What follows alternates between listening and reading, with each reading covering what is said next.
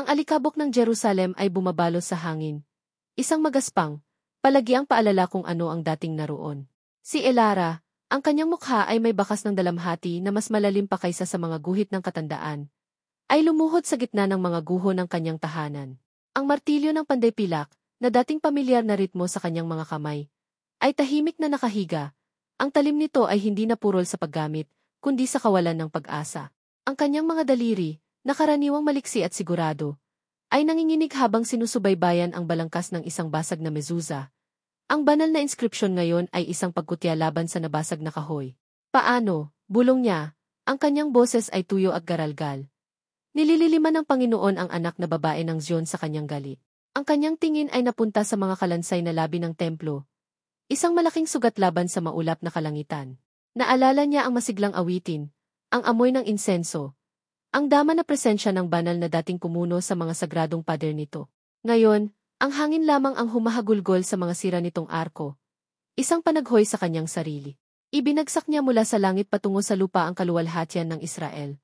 Bulong niya, ang kanyang mga mata ay nanlilisik, hindi lamang dahil sa alikabo, kundi dahil sa isang kalungkutan na kapansin-pansin na napakalaki para sa kanyang maliit na katawan.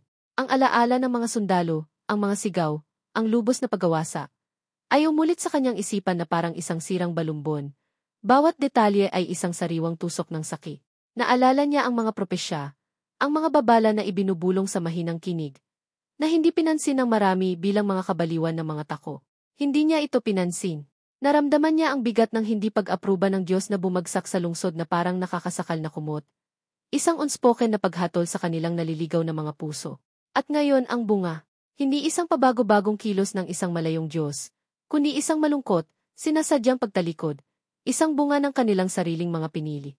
Ang mismong pagkaunawang ito ang dahilan kung bakit ang presensya ng Diyos, maging sa krisong ito ng sakit, ay hindi mapagkakaila. Hindi siya isang malayong tagamasid, siya ang nagpahintulot nito, hindi dahil sa kasamaan, kundi dahil sa isang katarungan na, bagaman masakit, ay naramdaman niyang nararapa. Isang mahinang sigaw ang nakakuha ng kanyang atensyon. Isang batang lalaki, hindi lalampas sa 6 na taong gulang. Ang kanyang mukha ay nadumihan ng dumi at luha, ay natisod sa mga guho, hawak ang isang maliit, malikhaing inukit na tupa na kahoy. Ang kanyang ina, alam ni Elara, ay kabilang sa mga nawala. Iningnan siya niya na may malalaki, naguguluhang mata. Ang kawalan ng muwang sa kanyang tingin ay isang matinding kaibahan sa mundo sa kanilang paligid. Naramdaman ni Elara ang isang pamilyar, ngunit bagong matalim na sakit sa kanyang puso. Nawala niya ang kanyang sariling mga anak sa apoy at taba. Ngunit sa kahinaan ng batang ito, nakita niya hindi lamang ang kanyang sariling pagkawala, kundi ang kolektibong pagdurusa ng kanyang mga tao. Ginawa niyang kaaway ang lahat ng aking mga kaaway. Sabi niya, ang mga salita ay lasang abo at pagsisisi.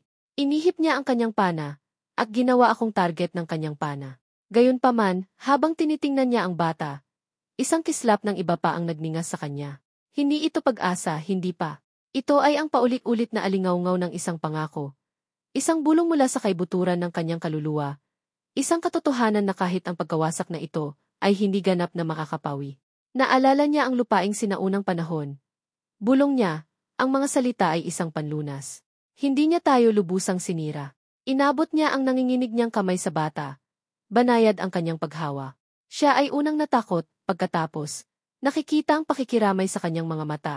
Siya ay sumandal sa kanya. Hinila siya ni Elara palapit. Ang kanyang maliit na katawan ay isang marupok na angkla sa bagyo ng kanyang dalamhati. Sa sandaling iyon, sa gitna ng mga guho, habang ang multo ng hindi pag-aproba ng Diyos ay mabigat pa rin sa hangin, naramdaman ni Elara ang kanyang presensya, hindi bilang isang mapaghiganting kamay, kundi bilang ang banayad, ngunit makapangyarihang puwersa na humahawak sa kanilang lahat, kahit na sa kanilang pagkakabasa. Inahintulutan niya ang parusa. Ngunit hindi niya sila iniwan. Siya ang nagmarka ng kanilang kasalanan sa mismong mga bato ng kanilang pagkawasak. At siya rin ang may hawak ng binhi ng kanilang hinahara. Ang malalim na katotohanan ng Diyos ay hindi sa isang mapagtagumpay na tagumpay laban sa kanilang mga kaaway, kundi sa tahimik, paulit-ulit na katotohanan na kahit sa kanyang makatarungang paghatol, ang kanyang awa ay hindi naubos. Ito ay isang apoy, na mababa ang ningas, ngunit handang muling sindihan, naghihintay sa kanilang mga puso na bumalik sa kanya. Isang biyeko na bahagyang nakikita sa uso at alikabo. At sa maliit na kamay na humawak sa kanya, naramdaman ni Elara ang nasasalat. Hindi mapag-alinlangan ang patunay ng kanyang nagpapatuloy, bagaman masakit, na katotohanan.